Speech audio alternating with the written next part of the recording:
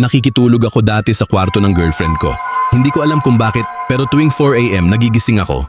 Hindi dahil sa ingay, hindi rin dahil sa alarm. Parang may puwersa lang na gumigising sa akin. Paggigising ko, lagi akong napapatingin sa isang sulok ng kwarto. Madilim lang, tahimik. Pero ramdam ko, may nakatingin sa akin. Tumataas balahibo ko sa buong katawan. Gusto kong gumalaw pero parang may pumipigil. Paulit-ulit to hanggang sa nasanay na lang ako. Akala ko ako lang ang nakakaranas.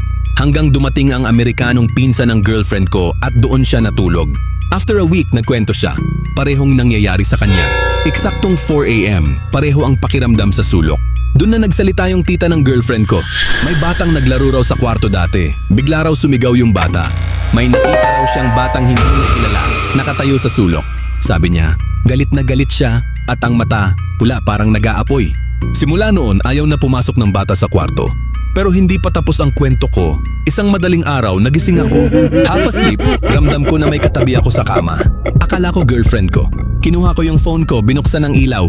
At dun ko nakita, isang matandang babae, nakahiga sa tabi ko. Nakatitig, hindi kumukurap. Gusto kong sumigaw. Gusto kong gumalaw, pero hindi ko kaya. Parang hinihigop yung lakas ko. Ang nagawa ko lang, umiikot paharap sa kabilang side at maghintay ng liwanag. Dahil alam ko, kung lumingon ako ulit, baka mas malapit na siya sa akin.